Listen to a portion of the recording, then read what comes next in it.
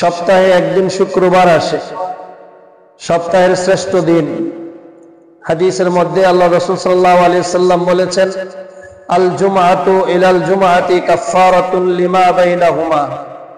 এক জুমা থেকে অপর জুমা পর্যন্ত মধ্যবর্তী যত গুনাহ আছে আল্লাহ তাআলা এই দুই জুমার উসিলা করে মাফ করিয়া দেন। শুক্রবার এই জুমার নামাজকে উসিলা করে আমরা মসজিদের মধ্যে এসে কিছু নসিহত শুনি, কিছু বয়ান আমরা শুনি।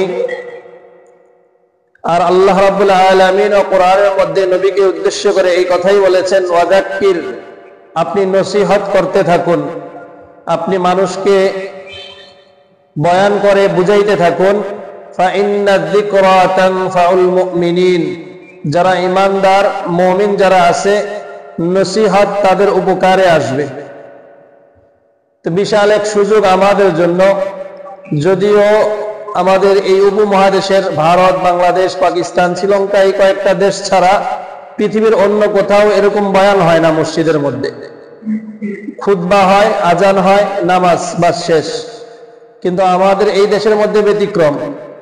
যখন কাউকে নিয়োগ দেওয়া হয় তখন থেকে যে তার কণ্ঠ ভালো কিনা, সুললিত কণ্ঠের অধিকারী কিনা, বয়ানও খুব চমৎকার কিনা, বয়ানের কারণে শ্রোতা যারা আছে তারা আকর্ষিত হয় কিনা, এগুলো দেখে তারপরে নিয়োগ দেওয়া হয়।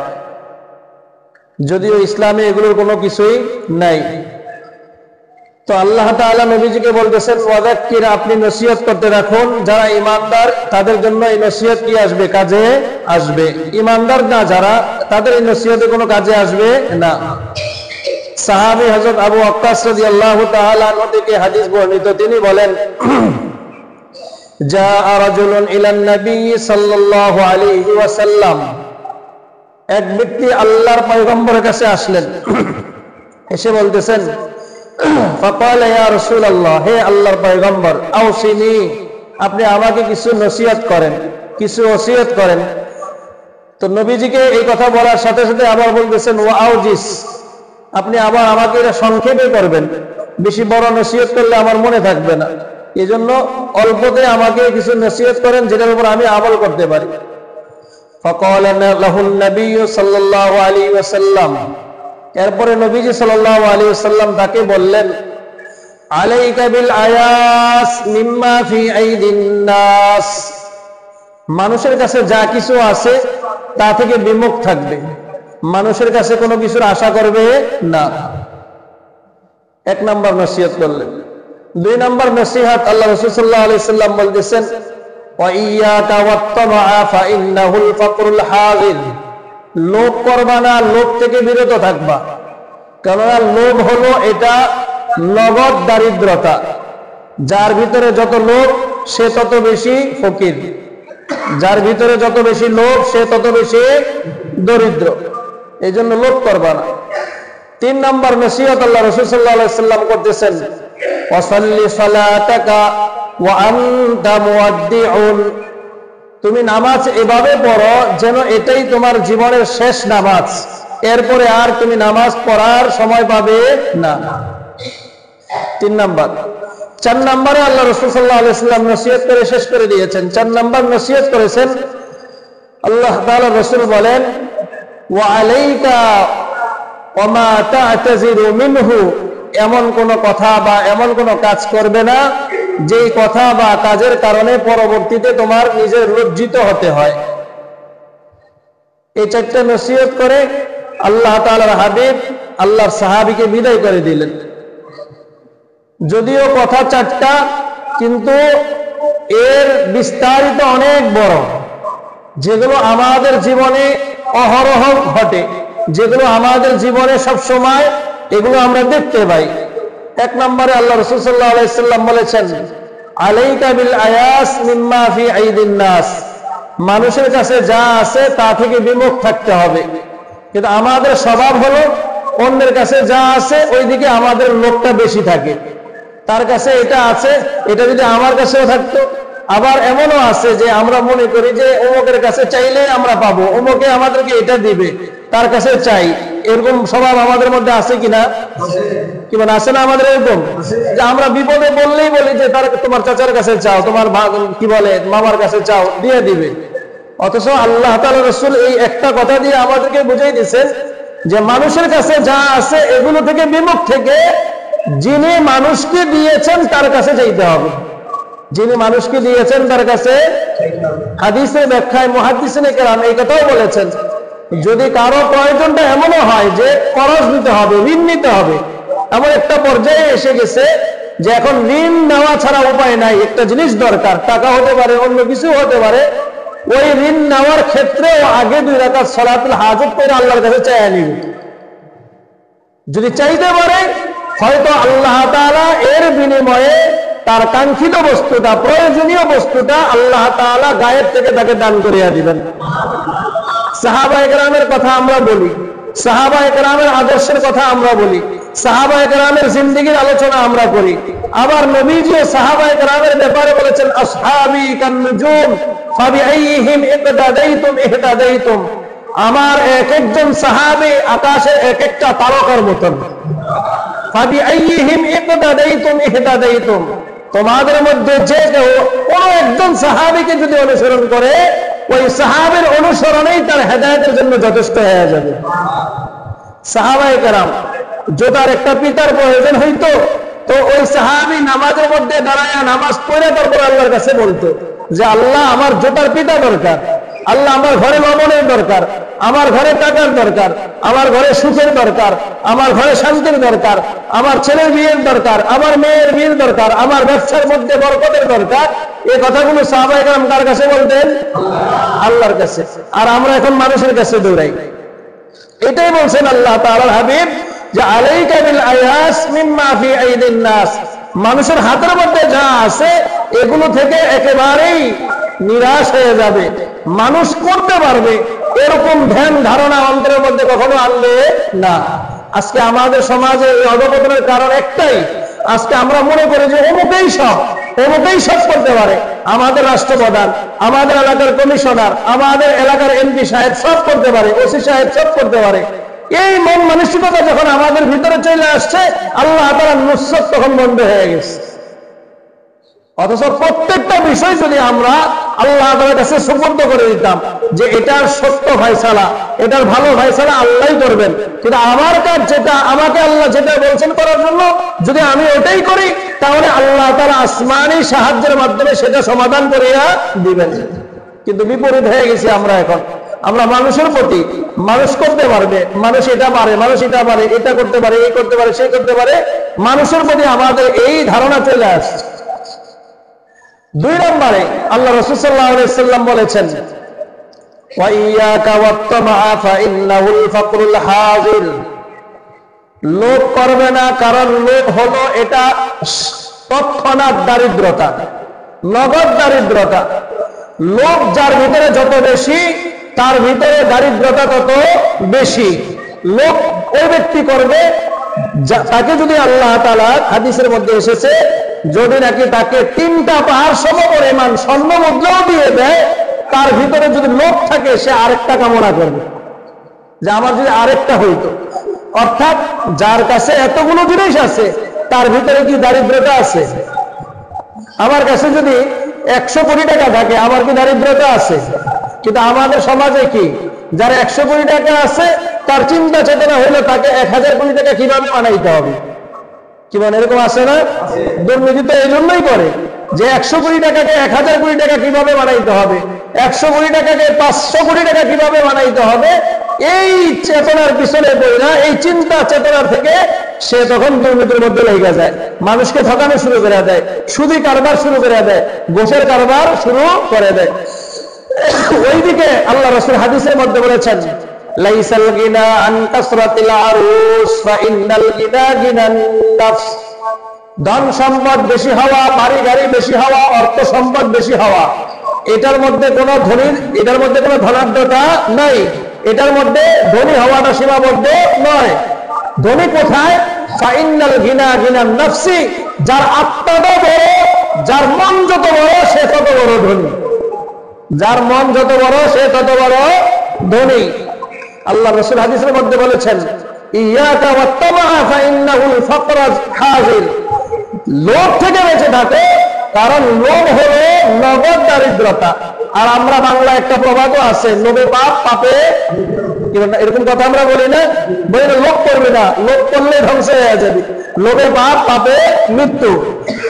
ঈসা আলাইহিস সালামের জামানার এরকম ঘটনা হাদিসের মধ্যে, মুস্তাদরাকে হাকিম একটা কিতাব আছে হাদিসের, ওই কিতাবের মধ্যে ঈসা আলাইহিস সালামের ঘটনা আল্লাহ রাসূল বর্ণনা করেছেন। ঈসা আলাইহিস সালামকে আল্লাহ তাআলা ক্ষমতা দিয়েছিলেন। কি ক্ষমতা? তিনি যখন কোন কবরের পাশে গিয়ে কোন মাইয়িতকে উদ্দেশ্য করে যদি আদেশ করতেন, কুম বিইজনিল্লাহ, আল্লাহর হুকুমে তুমি জীবিত হয়ে যাও, এই কথা বলার সাথে সাথে ঈসা আলাইহিস সালামের এই মুজিজায় ওই মৃত ব্যক্তি তৎক্ষণাৎ জীবিত হয়ে যেত। তো ঈসা আলাইহিস সালামের ঘটনা হাদিসের মধ্যে আল্লাহ রাসূল বর্ণনা করেছেন নবী ব্যক্তির ব্যাপারে, যে ঈসা আলাইহিস সালামের জামানায় একজন নবী ব্যক্তি ছিল, যাকে নিয়ে ঈসা আলাইহিস সালাম সফরে বের হয়েছে। সাথে ছিল 3টা রুটি। সাথে কয়টা রুটি ছিল? 3টা রুটি। তো ঈসা আলাইহিস সালাম একটা জায়গার মধ্যে গিয়ে উনি ওনার হাজত পূরণের জন্য গেলেন, 3টা রুটি রেখে গেলেন। আর সফর সঙ্গী যে ছিল তাকে বললেন যে আমরা সফরে যখন বের হয়ে যাব তখন আমাদের ক্ষুধা লাগলে আমরা এগুলো খেয়ে আমাদের ক্ষুধা নিবারণ করবো। ঈসা আলাইহিস সালাম ওনার কাজ শেষ করে আসলেন। আসার পরে দেখেন যে 3টা রুটির জায়গার মধ্যে এখন 2টা রুটি আছে, একটা রুটি নাই। একটা রুটি ওই নবী ব্যক্তি খেয়ে ফেলছে। তো ঈসা আলাইহিস সালাম আল্লাহর কসম দিয়ে বললেন, আল্লাহর কসম দিয়ে বলি, তুমি এখন বলো তো, এখানে তো আমরা 2 জন ছাড়া আর কেউ নাই, তাহলে এই 3টা রুটি থেকে একটা রুটি কে নিয়ে গেল? তো সে বলতেছে, আমি কিভাবে বলবো, আমি তো জানি না, আমি ঘুমায় আছিলাম, আমি বলতে পারবো না কে নিল। তো ঈসা আলাইহিস সালাম তখন তাকে বললেন, দেখো আল্লাহর দোহাই দিয়ে তোমাকে বলেছি, তুমি বলে দাও এটা কে নিয়েছে। বলে আমি জানি না, একেবারে অস্বীকার। ঈসা আলাইহিস সালাম বলেন, আল্লাহ ভালো ফয়সালা করবেন। এটা বলে ঈসা আলাইহিস সালাম তাকে নিয়ে রওনা দিয়েছেন, সফর করতেছেন। এক পর্যায়ে গিয়ে ওনারা যখন ক্লান্ত হয়ে গেলেন, বিশ্রামের জন্য বসলেন, দূরে একটা ছোট কি বলে হরিণের বাচ্চা দেখলেন। ঈসা আলাইহিস সালাম ডাকলেন, হরিণের বাচ্চাটা কাছে চলে আসলো। আসার পরে ঈসা আলাইহিস সালাম হরিণের বাচ্চাটাকে জবাই করলেন। জবাই করার পরে রান্না করলেন। রান্না করার পরে পেট ভরে দুজনে খাইলেন আরেকটা রুটি দিয়ে। খাওয়ার পরে ঈসা আলাইহিস সালাম আবার ওই হরিণকে উদ্দেশ্য করে বললেন যে আল্লাহর ওয়াস্তে তুমি আবার জীবিত যেমন ছিলে এমন হয়ে চলে যাও। ওনারা যে হাড়গুলো ফেললেন, হাড়গুলো থেকে ঈসা আলাইহিস সালাম এই কথা বলার পরে হরিণটা পুনরায় আবার জীবিত হয়ে গেল। জীবিত হয়ে এখন এটা আবার জঙ্গলের দিকে চলে গেল। তো ঈসা আলাইহিস সালাম এই ব্যক্তিকে বলতেছেন যে দেখো, যে আল্লাহ তোমাকে এরকম কুদরত দেখাইলেন যে একটা হরিণ আমাদের সামনে আসলো, এটাকে জবাই করলাম, জবাই করার পরে আমরা ভুনা করে এটা খেলাম, এরপরে আবার এর হাত থেকে জীবিত হয়ে আবার জঙ্গলে চলে গেল।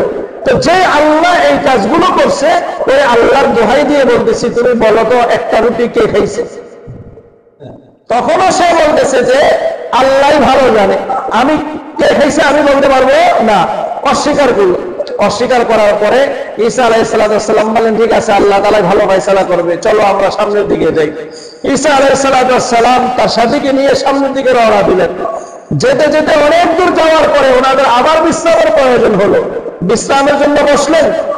বসার পরে ঈসা আলাইহিস সালাম কিছু বালু একত্রিত করলেন। বালু একত্রিত করার পরে আল্লাহ তাআলার হুকুম উনি চাইলেন। চাওয়ার পরে আল্লাহ তাআলা তার আদেশে বালুগুলোকে স্বর্ণে রূপান্তরিত করিয়া দিলেন। স্বর্ণ হয়ে গেল। স্বর্ণ হওয়ার পরে ঈসা আলাইহিস সালাম এই স্বর্ণের টুকরোগুলোকে 3টা ভাগ করলেন। কয় ভাগ? কথা বল, কয় ভাগ? 3 ভাগ করলেন। 3 ভাগ করার পরে ঈসা আলাইহিস সালাম বললেন যে এক ভাগ হলো আমার, আর এক ভাগ হলো তোমার, আর এক ভাগ হলো যে প্রথম রুটিটা খাইছে তার। আর এক ভাগ তার, প্রথম রুটিটা যে খাইছে তার। নবী ব্যক্তি সে বলতেছে তখন ঈসা আলাইহিস সালামকে, হযরত কি বলবো, আমি তো তখন আপনার সাথে মিথ্যা কথা বলছিলাম, প্রথম রুটিটা আমিই খাইছি, প্রথম রুটিটা আমি খাইছি। ঈসা আলাইহিস সালাম বললেন, যাক, যেহেতু তুমি সত্য কথা বলছো, এই জন্য তোমাকে পুরস্কৃত করা হবে। কি পুরস্কার? যাও, স্বর্ণের 3টা স্তূপ তোমাকে দিয়ে দেওয়া হবে। সে খুশি হয়ে গেছে, 3টা স্তূপ পেয়ে গেছে। ঈসা আলাইহিস সালাম বললেন, এখন থেকে তোমার সাথে আমার পার্থক্য হয়ে যাবে, এখন আমি আর তুমি একসাথে থাকবো না, আমি চলে যাব, সফর শেষ এই পর্যন্ত আমাদের। সেও খুশি হইল, ঝামেলা এতক্ষণ তো আমার সাথে নবী ছিল, কিছু করতে পারি নাই। এখন ঈসা আলাইহিস সালাম চলে গেলেন, উনি স্বর্ণগুলা ভাঁজ করলেন যে বাড়িতে যাবেন। পথের মধ্যে ওনাকে ডাকাইতে ধরছে, পথের মধ্যে কে ধরছে? ডাকাতে ধরছে। ডাকাতে ধরার পরে বলে যে তোর কাছে কি আছে সব দিয়ে দে। ওই ব্যক্তি চিন্তা করলো যে ডাকাত যে কয়জন আছে এদের সাথে তো মারামারি করে পারা যাবে না, আমি একা মানুষ, এর একটা কৌশল অবলম্বন করি। কি কৌশল? কৌশল হলো যে তাদেরকে বলি যে আমার কাছে যা আছে এগুলো আমরা সবাই ভাগ করে নিব, এগুলো আমরা সবাই ভাগ করে আনিব। বাস এই প্রস্তাব দিল ডাকাতদেরকে যে এগুলো যেগুলো আছে এগুলো আমরা নিজেরাই ভাগ করে আনিব। এই কথা বলার পরে বাস সবাই সুন্দর ভাগ করার জন্য বসছে। ভাগ করতে করতে ওনাদের পেটে ক্ষুধা লেগে গেছে। এখন ওনারা চিন্তা করলো যে এই স্বর্ণ যদি আমরা তিনজনের সমান ভাগে ভাগ করে আনি তাহলে কম করে পড়ে, তাহলে একটা কাজ করি, পেটে ক্ষুধা লাগছে, আগে খানা নিয়ে আসো, পরে আমরা ভাগ করব। একজনকে কিছু স্বর্ণ মুদ্রা দিয়ে খাবার আনার জন্য পাঠাইলেন। খাবার আনতে গেছে, এখন এখানে বসে দুইজনে পরিকল্পনা করছে, সে যখন খাবার নিয়ে আসবে এক কাজ করি আমরা তাকে আসার সাথে সাথে আমরা হত্যা করব। হত্যা করলে কাজটা হবে কি, তার স্বর্ণ মুদ্রাটাও আমরা ভাগ করে নিয়ে নিতে পারবো, আমাদের ভাগে বেশি পড়বে। আর ওইদিকে বাজারে যে গেছে সেও চিন্তা করলো যদি তিনজনের স্বর্ণ নেই তাইলে তো সমান ভাগ করলে অল্প অল্প করে পড়বে, আমাকে খাবারের জন্য পাঠাইছে, আমি এক কাজ করি খাবারে বিষ দিয়ে নিয়ে যাই। খাবারে কি দিয়ে নিয়ে যাই? বিষ দিয়ে নিয়ে যাই। খাবার খাওয়ার পরে তারা বিষের ক্রিয়ায় মারা যাবে, স্বর্ণ যা আছে আমি সব একাই নিয়ে নিব। বাস খাবারে বিষ মিশিয়ে নিয়ে আসছে বাজার থেকে। এখন যখন ওই দুইজনের সামনে আসলো, আসার পরে প্রথমেই দুইজন খাবার হাতে নেওয়ার আগে তাকে হত্যা করলো, বাস শেষ একজন। এখন খাবার সামনে বলে যে ঠিক আছে স্বর্ণ তো ভাগ করবো, আগে এক কাজ করি, আগে খাবারটা খেয়ে নেই, তারপরে স্বর্ণগুলা ভাগ করে নিব। এখন দুইজনে পেট বইরা খাইলো, খাওয়ার পরে বিষের ক্রিয়ায় দুইজনেই মারা গেল। এখন সবাই শেষ, সবাই শেষ, স্বর্ণের জায়গায় রয়ে গেল। কথা বুঝছেন? তো এটাই আল্লাহ তাআলা রাসূল বুঝাইছেন নসিহতের মাধ্যমে, ওয়াইয়াকা ওয়াত্তামা ফাইন্নাহুল ফাকরুল হাজির। লোভ করবে না, লোভ থেকে বেঁচে থাকবে, কারণ লোভ করলে এটা নগদ দারিদ্রতার মধ্যে তোমাকে ফেলে দিবে, কখনো তোমার চক্ষু শীতল হবে না। আল্লাহ তাআলা কোরআনের মধ্যে বলেছেন, আল্লাহাকুত তাকাসুর হাত্তা যুরতুমুল মাকাবির। প্রাচুর্যের লোভ, সম্পদের প্রতিযোগিতায় তোমাদেরকে অন্ধ বানিয়ে দিয়েছে। কামাইতে হবে, আছে আরো দরকার, আছে আরো দরকার। এই প্রতিযোগিতার মধ্যে পরেই তোমরা দুনিয়াতে এমন ভাবে লিপ্ত হয়ে গেছো যে যিনি তোমাদেরকে যেই উদ্দেশ্যে দুনিয়াতে পাঠাইছেন তাকেই ভুলে গেছে। এখন আল্লাহ তাআলা বলেন এটা কখন হবে তোমাদের পরিপূর্ণ? আর লোভ থাকবে না, হাত্তা যুরতুমুল মাকাবির, যতক্ষণ না কবরে যাবে, মুখের মধ্যে যতক্ষণ মাটি দেওয়া না হবে ততক্ষণ এই লোভ তোমাদের শেষ হবে না। এই লোভ আমাদের মধ্যে আছে না নাই? একটা বাড়ি আছে আরেকটা বাড়ি দরকার, একটা দোকান আছে আরেকটা দোকান দরকার, 100 টাকা আছে 200 টাকা করতে হবে, 1000 টাকা আছে এটাকে 1 লাখ টাকা করতে হবে, এরকম লোভ আমাদের মধ্যে আছে না নাই? অথচ রিজিকটা তো বন্টন করে রাখছে আল্লাহ তাআলা। আর রিজক মাকসুমুন, রিজিক এটা বন্টন করা আছে। আপনার কপালে যদি 1 কোটি টাকা আসে, আপনি আল্লাহর উপরে ভরসা করে আপনার কাজের উপরে আপনি সন্তুষ্ট থেকে আল্লাহর গোলামি করতে থাকেন, আল্লাহ অটোমেটিকলি আপনাকে সেই টাকা আপনার কাছে পৌঁছায়া দিবে।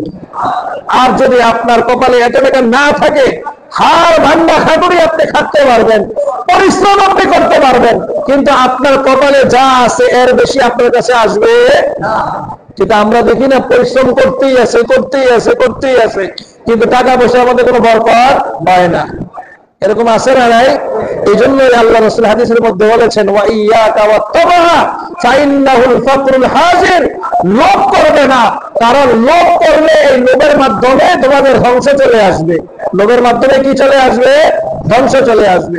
3 নম্বর নসিহত আল্লাহ রাসূল সাল্লাল্লাহু আলাইহি সাল্লাম বলেছেন, ওয়াসাল্লি সালাতাকা ওয়া আনতা মুআদ্দিউন। নামাজ এমন ভাবে পড়ো যেন এটাই তোমার জীবনের শেষ নামাজ। নামাজ এমন ভাবে পড়ো যেন এটা তোমার জীবনের শেষ নামাজ। বিষয়টা কি আমাদের এমন হয়? কথা বলে না, বিষয়টা এমন হয়? বিষয়টা এমন হয় না। জুমার নামাজের বয়ান লম্বা হয়ে যায়, লম্বা হওয়ার পরে দিয়ে এরপরে যে বাইরে সমালোচনা করে, হুজুরের তো কোনো কাজ নাই, আমাকে তো দাওয়াতের অভাব নাই। কি আছে না নাই? খালি দাওয়াত আর দাওয়াত, যত দাওয়াত সব শুক্রবারে। সপ্তাহের বাকি 7 দিনের মধ্যে যে 6 দিন আছে, ওই 6 দিন কাজে ব্যস্ত। শুক্রবারে দাওয়াত নিয়ে ব্যস্ত, বাকি 6 দিন কি নিয়ে ব্যস্ত? কাজে ব্যস্ত। আল্লাহর গোলামি করার, আল্লাহর কথা শোনার সময় কারো। খারাপ কিছু বললাম আপনাদেরকে, মনে আঘাত আসতে পারে আপনাদের, যে হুজুর এই কথাগুলো বলে ফেলি। আমাদের কি অবস্থাটা হয়েছে দেখেন, চিন্তা করেন। আমরা কোরআনের কথা শুনবো এই সময়টাও আমাদের নাই। আপনি জান না, আমাদের ঢালকানগরের মধ্যে কি বলে মুফতি আব্দুল মতিন সাহেব হুজুর, উনি 3 ঘন্টা বয়ান করে, 3 ঘন্টা। আপনি জানেন? আপনি আজকে জান না, যায় দেখেন আপনারা। 11টা থেকে শুরু করে উনি 1:30টা পর্যন্ত বয়ান করে। একটা মানুষ একটা কথাও বলে না। মাঝে মাঝে আমাদের ডিআইটি মসজিদে ওনাকে আনে, এখানেও 3 ঘন্টা বয়ান করে। একটা লোক একটা কথা বলে না, কারণ কথাগুলো শুনতেছে তারা। আমরা তো চিন্তা করি যে উনি কি বলে, আর এর চেয়ে বেশি ভালো তো আমরাই জানি। আছেন আমাদের মধ্যে এটাই, উনি কি বলে এর চেয়ে ভালো তো আমরাই জানি। অথচ কি বলে আল্লাহ রাসূল হাদিসের মধ্যে এই কথা আমাদেরকে বলছেন যে কি বলে সেটা শোনো, কে বলে এটা দেখিও না। কি বলে সেটা শোনো, কে বলে সেটা দেখিও না। আমি ছোট হইতে পারি, মানুষটা এলেম কালাম আমার নাও থাকতে পারে, কিন্তু কথাগুলো তো আমার না। কিংবা কথাগুলো আমার। এই যে আপনাদের সামনে হাদিসটা বললাম, কোরআন থেকে একটা আয়াতে কারিমা, 2টা আয়াতে কারিমা তেলাওয়াত করলাম। কোরআনের আয়াতের অর্থ তো আপনাদেরকে বলি নাই। কোরআনের আয়াতের অর্থটা যদি আপনারা শুনেন, আফসোস, যদি আপনারা ঈমানদার হন, ভিতরে আফসোস আসবে। কোরআনের আয়াতের মধ্যে আল্লাহ বলছেন ফাতাওয়াল্লা আনহুম। আল্লাহ তাআলা আল্লাহ রাসূলকে বলছেন, আপনি নসিহত করছেন, নসিহত মানে নাই, আপনি আলাদা হয়ে যান। মানলে ভালো, না মানলে এদের কপাল পোড়া। ফাতাওয়াল্লা আনহুম ফামা আনতা বিমালুম। আপনি বললেন, বলার পরে তারা আমল করে নাই, আপনাকে এই ব্যাপারে জিজ্ঞাসাও করা হবে না, কারণ আপনি বলছেন আপনার কাজ শেষ। সাহাবায়ে কেরাম এই আয়াত নাযিল হওয়ার পরে সবাই একটা আশঙ্কার মধ্যে পড়লেন, আল্লাহ এই আয়াত নাযিল করলেন, মনে হয় আযাব চলে আসবে। কারণ আল্লাহ রাসূলকে যখন আল্লাহ এই কথা বলছে, আপনি শুনাইয়া দিয়েছেন, বাস আপনার কাজ শেষ, এখন আর আপনাকে এই ব্যাপারে জিজ্ঞাসা করা হবে না। সাহাবায়ে কেরাম চিন্তা করলেন যে হয়তো আল্লাহ তাআলা আপনার আযাব দিয়ে দিবেন, রাগ হয়ে গেছেন আল্লাহ। নইলে তো এমন কথা কেউ বলে না যে আপনার দাওয়াত দিয়েছেন, আপনার কাজ শেষ। আল্লাহ এরপর আয়াত নাযিল করলেন ওয়াযাক্কির ফাইন্না যিকরা তানফাউল মুমিনিন। আপনি নসিহত করতেই থাকুন, নসিহত আপনি বন্ধ করবেন না, কারণ ফাইন্না যিকরা তানফাউল মুমিনিন। যারা ঈমানদার, নসিহত তাদের কাজে আসবে। নসিহত কার কাজে আসবে? ঈমানদার যারা, তাদের কাজে আসবে। আর যারা ঈমানদার না, নসিহত কিয়ামত পর্যন্ত করলেও এদের কপালে হেদায়েত আসবে না। তারপরে আল্লাহ রাসূল কিন্তু উম্মতকে কত ভালোবাসতেন, দাওয়াত চালু রাখছেন, উনি বন্ধ করেন নাই। আল্লাহ আবার আয়াত নাযিল করছেন ফালা আল্লাকা বাকিউন নাফসাকা আলা আসারিহিম ইল্লাম তুমিনু। যদি তারা ঈমান না আনে, আপনি দাওয়াত দিতে দিতে কি আপনার জীবনটাকেও শেষ করে ফেলবেন না? ওলামায়ে কেরাম তো আপনাদেরকে এভাবেই বুঝায় বারবার, কিন্তু এরপরেও আপনাদের কাছে ওলামায়ে কেরামের সবচেয়ে খারাপ। হ্যাঁ, কারণও আছে। হাদিসের মধ্যে তো আল্লাহ রাসূল এই কথাও বলে গেছেন, কিয়ামতের মাঠে জাহান্নাম উদ্বোধনও করবেন আল্লাহ উলামায়ে কেরাম দিয়ে। ভালো লোকদেরকে দিয়ে আল্লাহ জাহান্নাম উদ্বোধন করবেন, যেটা গত সপ্তাহে বলেছিলাম। আল্লাহ তাআলা ডাকবেন, ডাকার পরে বলবেন তুমি তো আলেম ছিলা, তোমাকে ইলম দেওয়া হয়েছিল, এই ইলম অনুযায়ী তুমি কি কাজ করেছো? এই কথা বলার পরে সে বলবে আল্লাহ আপনি তো মেহেরবানি করে আমাকে আলেম বানাইয়াছিলেন, ইলম দিয়েছিলেন, এই ইলম দিয়ে আমি মানুষদেরকে আপনার প্রতি আহ্বান করেছি, মানুষদেরকে ভালো কাজে আদেশ করেছি। আল্লাহ বলবেন সত্য কথা, তবে এই কাজগুলো তুমি কার জন্য করছো? বলবে আপনার জন্য করছি। আল্লাহ বলবেন না, এগুলো আমার জন্য করো নাই, এগুলো তোমার জন্য করছো। কেন? তোমাকে মানুষ ভালো আলেম বলবে, তোমাকে মানুষ ভালো ওয়াইজ বলবে, তোমাকে ভালো বক্তা বলবে, আর এগুলো সব তুমি দুনিয়াতে পেয়ে গেছো। মানুষ তোমাকে বলছে আহ হুজুরের বয়ান না তো যেন মুখ দিয়া খই ফুটতেছে। বলে না আমরা এগুলো হুজুরের বয়ানে মানুষের চোখ দিয়া পানি বেরিয়ে যায়। এই যে প্রশংসা, এই প্রশংসা তো তুমি দুনিয়াতে পেয়ে গেছো, বড় আলেম দুনিয়াতে পেয়ে গেছো, মানুষ তোমাকে এগুলো সব দিয়ে দিছে। এখন তোমার প্রতিদান হলো তুমি জাহান্নামে যেতে হবে।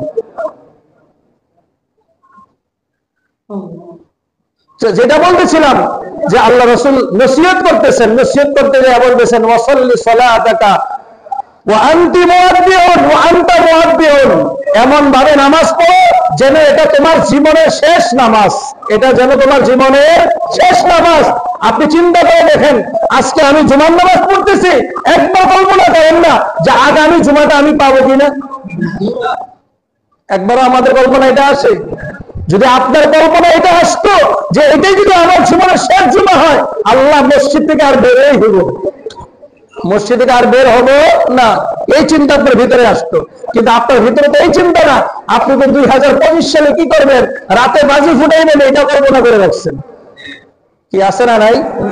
ছাদের উপরে আপনি কনসার্ট করবেন, আপনি আগে আগে যায় অর্ডার দিয়ে রাখছেন।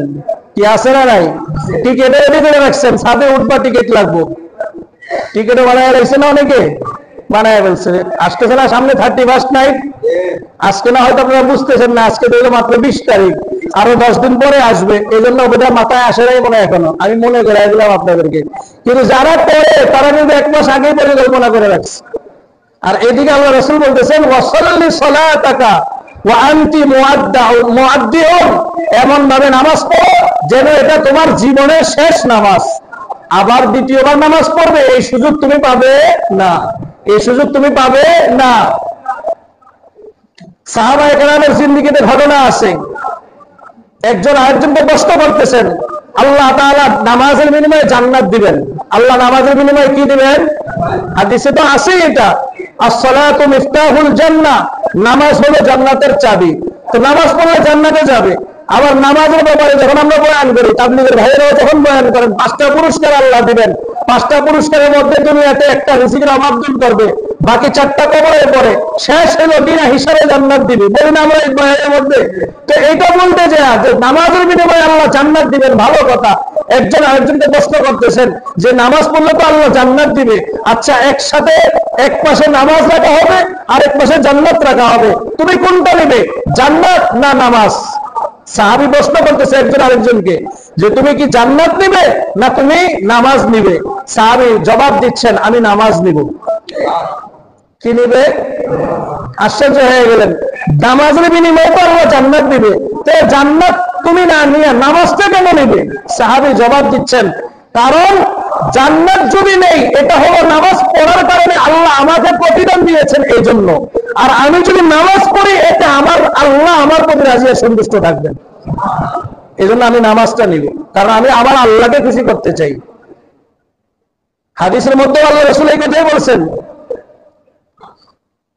ওয়াবুদুল্লাহ কাআন্নাকা তারাহু ফাইন লাম তাকুন তারাহু কাআন্নাহু ইয়ারাক, এমন ভাবে তুমি নামাজ পড়ো যেন তোমাকে আল্লাহ দেখছেন, এমন ভাবে নামাজ আদায় করো যেন তোমাকে আল্লাহ দেখছেন। ফাইন লাম তাকুন তারাহু, আল্লাহ রাসূল বলতেছেন ওয়াবুদুল্লাহ কাআন্নাকা তারাহু, তুমি এমন ভাবে আল্লাহর নামাজ আদায় করো যেন তুমি আল্লাহকে দেখতেছো, যেন তুমি আল্লাহকে দেখতেছো, আমি যেন আল্লাহকে দেখতেছি। ফাইন লাম তাকুন তারাহু, যদি বিষয়টা এমন হয় যে তুমি আল্লাহকে দেখছো না, কারণ আমাদের চোখ দিয়ে তো আল্লাহকে দেখা যাবে, কথা বলে দেখা যাবে নাকি? মুসা আলাইহিস সালাম আল্লাহকে বলছেন, আল্লাহ আমি আপনাকে একটু দেখতে চাই, আমি আপনাকে একটু দেখতে চাই। এই কথা বলার পরে মুসা আলাইহিস সালামকে আল্লাহ প্রশ্ন করতেছেন, মুসা তুমি কোথায়, আমি কোথায়? মুসা আলাইহিস সালাম বলতেছেন, আল্লাহ আপনি হলেন তুর পাহাড়ের উপরে, আপনি হলেন আরশে আযীমে। তো আল্লাহ তাআলা বললেন এটা ভালো কথা, শর্টকাট জবাব দিয়ে দিলা যে তুমি তুর পাহাড়ের উপরে আছো আর আমি আরশে আযীমের মধ্যে আছি, তবে তোমার মাঝে আর আমার মাঝে পার্থক্য কতটুকু এটা কি বলতে পারো? তো মুসা আলাইহিস সালাম বললেন, আল্লাহ এটা আপনি ভালো জানেন যে আপনার মাঝে আর আমার মাঝে কতটুকু পার্থক্য। এই কথা বলার পরে মুসা আলাইহিস সালামকে আল্লাহ তাআলা জানিয়ে দিলেন, মুসা তোমার মাঝে আর আমার মাঝে পার্থক্য হইল 70,000 পর্দা। কতটা পর্দা? 70,000 পর্দা। আবার একটা পর্দা থেকে আরেকটা পর্দার মধ্যে ব্যবধান হলো 70,000 বছরের। কত বছরের? এখন বাসায় যে আপনারা মিলে নিয়েন, 70,000 পর্দা, একটার মধ্যে আরেকটার মধ্যে পার্থক্য হলে 70,000 বছর, তাহলে খুব কাছে মনে হয়, তাই না? অনেকটা আছে না, আল্লাহ কথা বলতেছেন সরাসরি, সুবহানাল্লাহ বলেন। মুসা আলাইহিস সালামের সাথে সরাসরি কথা বলতেন, তাহলে কত উপর থেকে আল্লাহ কথা বলতেছেন আর মুসা শুনতেছেন, আবার জবাবও দিচ্ছেন, তাহলে এটা আল্লাহ তাআলার কুদরত কিনা? এখন মাইক দিয়ে ডাকার পরেও তো 3000 থেকে শোনা যায় না, কি বলেন? মানে এগুলো মাঝে মাঝে চিন্তা করলে আপনি অবাক হয়ে যাবেন। ইব্রাহিম আলাইহিস সালাম কাবা ঘর বানাইলেন, বানানোর পরে ইব্রাহিমকে আল্লাহ আদেশ করলেন, ইব্রাহিম তুমি এখন সারা পৃথিবীর মানুষকে আহ্বান করো আমার ঘরের তোয়াফের জন্য, হজের জন্য। তো ইব্রাহিম আলাইহিস সালাম বলতেছেন, আল্লাহ আমি তো একজন মানুষ, আমি ডাকবো পাহাড়ের উপরে, এটা তো নিচেও আসবে না, মানুষ শোনা থাকবে এই কথা। তো ইব্রাহিম আলাইহিস সালামকে আল্লাহ বললেন যে ইব্রাহিম তোমাকে আমি বলছি ডাকার জন্য, তুমি ডাকো, আর পৌঁছানোর দায়িত্ব হলো আমার, পৌঁছানোর দায়িত্ব হলো আমার। হাদিসের মধ্যে আছে ইব্রাহিম আলাইহিস সালাম, যেটা এখন বর্তমানে বাদশার বাড়ি যা বলে, কি বলে, যে পাহাড়ের উপরে ইব্রাহিম আলাইহিস সালাম উঠলেন, ওইটা ওখানের মধ্যে দাঁড়ায় ডাকতেন, ইয়া আইয়ুহান নাস, হে মানুষেরা, তোমাদের জন্য আল্লাহ একটা ঘর বানাইছেন, এই ঘরের জন্য তোমরা তোয়াফের জন্য আসো। ওয়াআযিন ফিন নাস বিল হজ ইয়াতুকা রিজালান ওয়া আলা কুল্লি দামিরি। এভাবে ইব্রাহিম আলাইহিস সালাম যখন ডাকলেন, ডাকার পরে আল্লাহ তাআলা তৎকালীন সময়ে সারা পৃথিবীতে যত মানুষ আল্লাহর ঘরে যাবেন, যাদেরকে আল্লাহ নসিবের মধ্যে দিবেন, এই মুখগুলোর কানে এবং কিয়ামত পর্যন্ত যত মানুষ পৃথিবীতে আসবে, যারা এখনো মায়ের গর্ভে আছে এবং যারা এখনো রূহের জগতের মধ্যে আছে, এমন লোকগুলো যতবার আল্লাহর ঘরে যাবে, ততবার ইব্রাহিমের এই আহ্বানকে আল্লাহ তাদের কানের মধ্যে পৌঁছায়া দিচ্ছেন। তো ইব্রাহিম আলাইহিস সালাম এভাবে আহ্বান করছেন, এখন আল্লাহর ঘরে যারা যেভাবে যায়, কথা বুঝতে পারছেন? তো এই মুসা আলাইহিস সালামকে আল্লাহ তাআলা বললেন যে আমি আপনাকে দেখতে চাই। আল্লাহ তাআলা বললেন তুমি কোথায়, আমি কোথায়, সব বর্ণনার পরে মুসা আলাইহিস সালামকে আল্লাহ তাআলা বলতেছেন, মুসা তোমাকে একটা কথা বলি। তো মুসা আলাইহিস সালাম বললেন যে কি কথা? তো আল্লাহ তাআলা বলতেছেন তুমি তো অনেক দূরে, তোমার সাথে আমার সাথে এখন দেখা হবে না, তবে অচিরেই এমন একটা জাতি পৃথিবীতে আসবে যাদের সাথে আমার দেখা হবে, যাদের সাথে আমার কি হবে, দেখা হবে, যাদের সাথে আমার কথা হবে। তো মুসা আলাইহিস সালাম আশ্চর্য হয়ে গেলেন, আল্লাহ আমি একজন পয়গম্বর, আপনাকে বলতেছি আমার সাথে দেখা করার জন্য, আমি আপনাকে দেখার জন্য, আপনি আমাকে দেখা দিলেন না, আবার আমাকে বলতেছেন অচিরে একটা জাতি আসবে, এদেরকে আপনি দেখা দিবেন, আবার এদের সাথে কথা বলবেন, এরা কারা, আমি একটু এদেরকে দেখতে চাই। তো আল্লাহ তাআলা বললেন, মুসা তুমি অনেক আগে চলে আসছো, এখন তুমি তাদেরকে দেখবে না, কারণ এরা আসার সময় হয় নাই। তো এই কথা বলার পরে মুসা আলাইহিস সালাম বললেন, আল্লাহ ঠিক আছে, যদি এদেরকেও না দেখি তবে এদের বর্ণনাটা একটু শুনতে চাই, যে আপনি কিভাবে এদের সাথে কথা বলবেন, কিভাবে এদের কথার জবাব দিবেন, কিভাবে এরা আপনাকে দেখবে। এই কথা বলার পরে আল্লাহ রাব্বুল আলামিন মুসা আলাইহিস সালামকে বললেন, মুসা শোনো, অচিরে আমার আখিরি পয়গম্বর নবী মুহাম্মদুর রাসূলুল্লাহ সাল্লাল্লাহু আলাইহি ওয়াসাল্লাম পৃথিবীতে আসবেন। আমি নবীর উপরে 5 ওয়াক্ত নামাজ ফরজ করিয়ে দিব। আমার নবী আমার সাথে মেরাজের মধ্যে আসে সরাসরি সাক্ষাৎ করবেন। আমার হাবিবকে জানাইয়া দিব, আসসালাতু মিরাজুল মুমিনিন, নামাজ হলো ইমানদারদের জন্য মেরাজ। আমার হাবিবের যে সকল উম্মতেরা নামাজ পড়বে, নামাজের মধ্যে দাঁড়াবে, নামাজের মধ্যে দাঁড়িয়ে তারা পড়বে আলহামদুলিল্লাহি রাব্বিল আলামিন। আল্লাহ রাব্বুল আলামিন বলেন, আমি সাথে সাথে জবাব দিব, হামিদানি আবদি, আমার বান্দা আমার প্রশংসা করছে। আমার বান্দা পড়বে আর রহমানির রহিম, আমি আল্লাহ রাব্বুল আলামিন জবাব দিব, মাজ্জাদানি আবদি, আমার বান্দা আমার বরত্ব প্রকাশ করছে, আমার গুণকীর্তন করছে। এভাবে যখন সে বলবে মালিক ইয়াউমিদ্দিন, ইয়্যাকা না'বুদু ওয়া ইয়্যাকা নাস্তাঈন, এই কথা বলার সাথে সাথে আল্লাহ রাব্বুল আলামিন বলেন, তখন আমি বলবো লা হিজাবা বাইনি ওয়া বাইনিক, বান্দা তোর মাঝে আর আমার মাঝে এখন কোনো পর্দা নাই। আমি তোকে দেখছি, তোকে আমি ওই চোখ দেই নাই, তুই আমাকে দেখোস নাই। আমরা তো দেখি না, কথা বুঝেন নাই? কিন্তু আমাদের পূর্বপুরুষ যারা ছিল, উলাইকা আবাই ফাজিনি বিমিসলিহিম ইদা জাআ জামাআতানা জারিরুল মাজামিউ। ইমাম আযম আবু হানিফা রাহমাতুল্লাহি আলাইহি, আবু হানিফা বুদ ইমাম বাসফা আসিরাজে উম্মাতানি মুস্তাফা, ইমাম আযম আবু হানিফা রাহমাতুল্লাহি আলাইহির ব্যাপারে কিতাবের মধ্যে লেখা আছে, উনি আল্লাহকে 100 বারের উপরে সরাসরি দেখেছেন। কারণ আমাদের চোখ দিয়ে তো আমরা খালি 4Gর মধ্যে যা আছে সব তা দেখি, কথা বুঝেন নাই? কথা বুঝতে পারছেন? টিকটক আছে, ইউটিউব আছে, ফেসবুক আছে, এগুলা দেখি। নামাজে দাঁড়াইলে তো আল্লাহকে দেখার পরিবর্তে আমরা এগুলাই দেখি। কি বলেন, নামাজে দাঁড়াইলে এগুলো দেখা যায় না আমাদের সামনে? নামাজের আগে আমরা রাইখা আসছি এই জায়গার মধ্যে, তাড়াতাড়ি নামাজ পড়তে হইব। নামাজে দাঁড়াইছি, ইমাম সাহেব কেরাত করতেছেন, কোরআনের মধ্যে আল্লাহ বলছেন ফাসতামিউ, কেরাত করতেছে, এটা তোমরা কান লাগাইয়া শোনো। এখন আমাদের কান হইলো এই যে বাইরে গান চলতেছে ওইটার দিকে, কথা বললেন। এখন নামাজ বের হইলে মনে হয় এত লম্বা কেরাত কি লেগা, নামাজের মধ্যে বয়ান বের হইলে এত লম্বা বয়ান কি জন্য? তখন ভিতরে এই যে কোরআনের কথা, আল্লাহর কথা, রাসূলের কথা, এগুলো আর আমাদের ভালো লাগে না, তখন বাইরেরটাই ভালো লাগে। কথা বুঝতে পারছেন? তো আল্লাহ তাআলা মুসা আলাইহিস সালামকে জানায়া দিলেন, যখন আমার হাবিবের উম্মতেরা নামাজের মধ্যে যাবে, সিজদার মধ্যে থাকবে, আমি আল্লাহ তখন বলবো লা হিজাবা বাইনি ওয়া বাইনাক, তোর মাঝে আর আমার মাঝে এখন কোনো পর্দা নাই। বান্দা, আমি তোকে দেখতেছি, তুই আমাকে দেখে তোর কলিজাটা ঠান্ডা করিয়া নে। কিন্তু এখন আমাদের কলিজা ঠান্ডা হয় না। নামাজ পড়ার পরে আমাদের ভিতরে আরো হিংসাত্মক মনোভাব বেশি চলে আসে। কি বলেন, আসে কি আসে না? নামাজ পড়ার পরে বাইরে দাঁড়ায় আমরা সমালোচনা শুরু করে দিই। নামাজ পড়ার পরে বাইরে যায় গীবত শুরু করে দিই। নামাজ পড়ে বাইরে যায় আমরা মারামারি ঝগড়া যা আছে এগুলো শুরু করে দিই।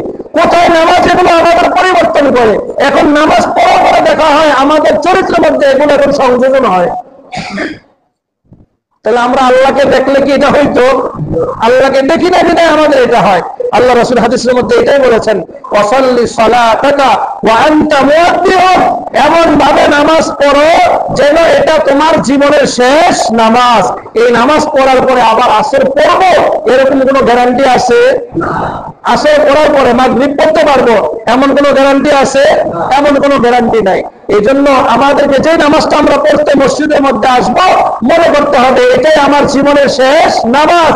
আর যদি কোনো একটা নামাজ কাজা হয়ে যায় কোনো ক্রমে, আল্লাহর কাছে এই পরিমাণ কান্না, আল্লাহ জানি না কি কারণে আপনি আমার জীবন থেকে একটা সময়কে এভাবে অতিবাহিত করিয়া দিলেন যেই সময়ের মধ্যে আমি নামাজটা পড়তে পারিনি।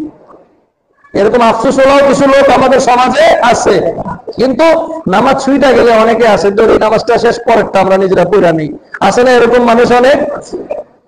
আল্লাহ আমাদের সবাইকে বুঝার তৌফিক দান করুন।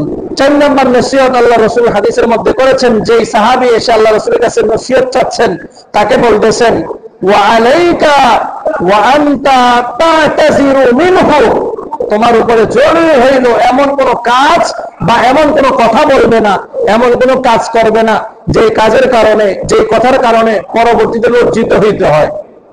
আছে না এরকম অনেক কাজ আমরা করি, পরে আবার নিজেরই সরি বলা লাগে। এমন অনেক কাজ আমরা করি, পরবর্তীতে আবার আমরাই বলি ভাই ভুল হয়ে গেছে, বলি না আমরা এই কথা? এই জন্য আল্লাহ রাসূল এটা বলছেন যে সতর্কতার সাথে প্রত্যেকটা কাজ, প্রত্যেকটা কথা এভাবে করতে হবে যাতে করে সেই কাজ আর কথার কারণে পরবর্তীতে তোমাকে লজ্জিত হতে না হয়। এই 4টা নসিহত আল্লাহ রাসূল করছেন। 4টা নসিহত আমি নিজেকেও করলাম, আপনাদেরকেও করলাম। আল্লাহ রাসূল হাদিসের মধ্যে বলতেছেন 4টা নসিহতের মধ্যে 1 নম্বর নসিহত হলো আলাইকা বিল আয়াস মিম্মা ফি আইদিন নাস, মানুষের কাছে যা আছে তা থেকে আমাদেরকে বিমুখ থাকতে হবে। মানুষের কাছে যা আছে তা থেকে আমাদের কি থাকতে হবে? বিমুখ থাকতে হবে। 2 নম্বর ওয়া ইয়াকা ওয়াত তামা ফাইন্নাহু ফাকরুল হাজির, 2 নম্বর হলো লোভ করা যাবে না। কি করা যাবে না? লোভ করা যাবে না। 3 নম্বর হলো ওয়াসাল্লি সালাতাকা ওয়া আনতা মুয়াদ্দিউন, আমরা যে নামাজটা পড়বো এই নামাজটা আমাদের জীবনের শেষ নামাজ হিসাবে আদায় করব। আর 4 নম্বরে ওয়া আলাইকা ওয়া আনতা তা'তাজিরু মিনহু, এমন কোন কাজ বা কথা আমরা করব না বা বলবো না যে কাজ বা কথার কারণে পরবর্তীতে আমাদেরকেই লজ্জিত হতে হয়। বাকি আল্লাহ তাআলা আমাদের সবাইকে ওয়াযাক্কির ফাইন্না যিকরা তানফাউল মুমিনিন নসিহত করা হয়েছে। নসিহতের মধ্যে ঈমানদারদের জন্য উপকারিতা আছে। আর যদি ঈমানদার না হয়ে থাকে ফাতাওয়াল্লা আনহুম ফামা আনতা বিমালুম, আল্লাহ তাআলা বলছেন আপনি নসিহত করছেন, মানলে ভালো, না মানলে এই ব্যাপারে আপনাকে কোনো প্রশ্ন করা হবে না। আল্লাহ আমাদের সবাইকে আমল করার তৌফিক দান করুন। ওয়া আখিরু দাওয়ানা আলহামদুলিল্লাহি রাব্বিল আলামিন।